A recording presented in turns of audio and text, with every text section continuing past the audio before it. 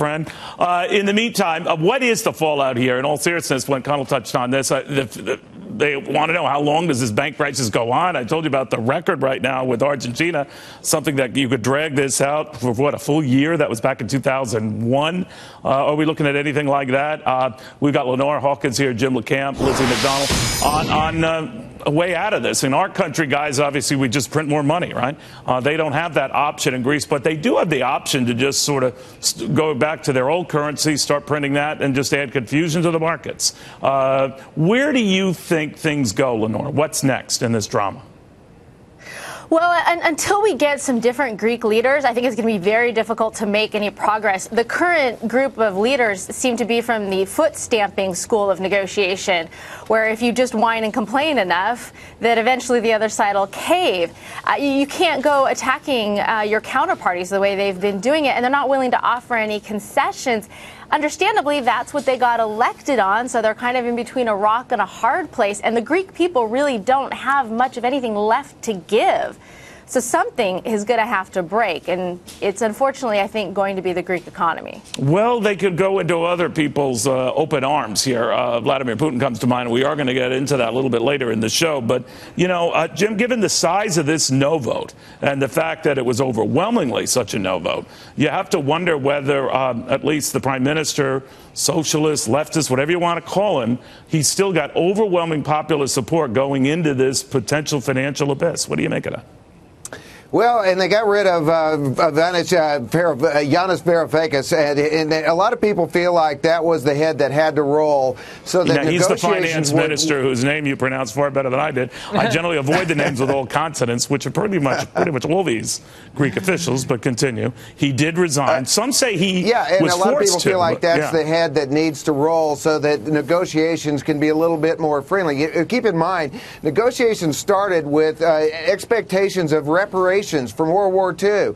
So it was almost like this whole game theory, and Varoufakis is a game theory guy. So a lot of people now feel like, well, this will open the door for new negotiations. I think they've handled this very poorly, though.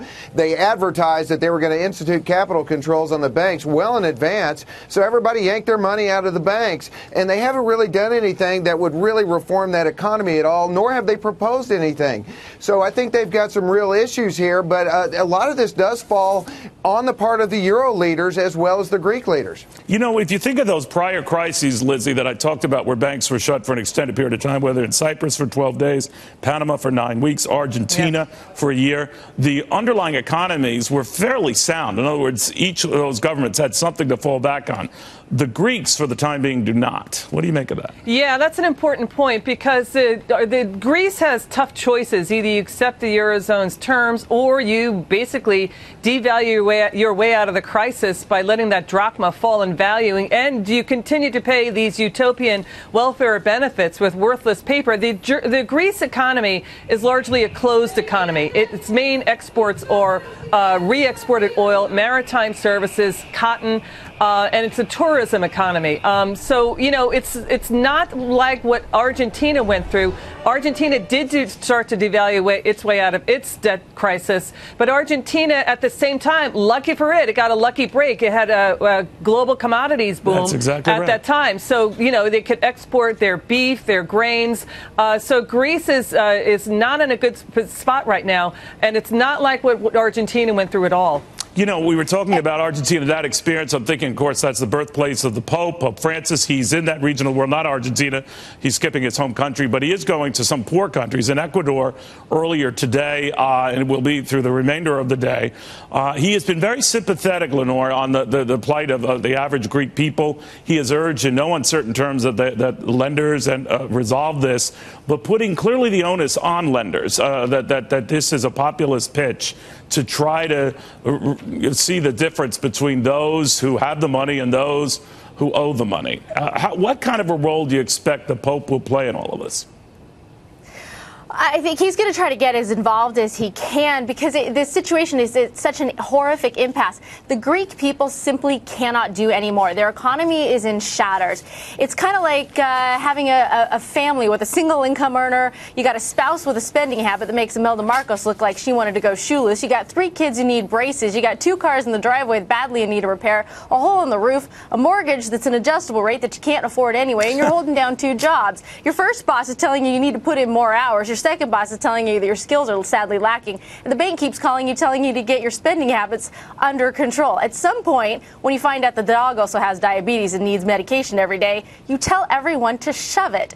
And that's what they did this weekend. Meanwhile, the lenders, on the other hand, which is basically the rest of the Eurozone, they don't want to say, yes, please raise my taxes to bail out the Greek people. Because the problem isn't the Greek people, it's the government. I think I'm hearing the lyrics for a great Greek rap song or something. That was really amazing. Yeah, she went through every element. People over there. Go ahead, Jim. You've got people, you've got more than 50% of youths under the age of 24 still living with their parents.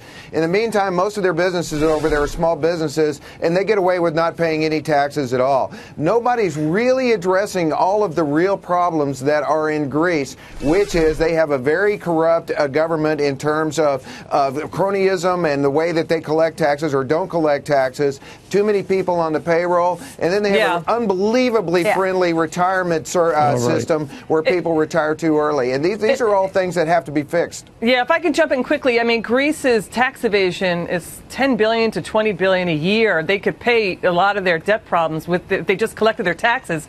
But they're not, the Greece, basically a fifth of the population works for the government in Greece, whereas here in the United States, all in, it's something like 7 or 10%. Well, so that's how we sort of differ. And we have a more active population who really tries to hold, state and local governments and federal government, to task.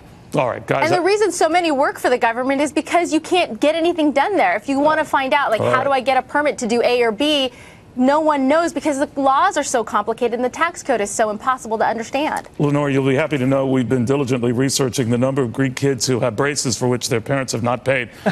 It's about 17,000. We just made that up. All right, that's the mess right now in Greece.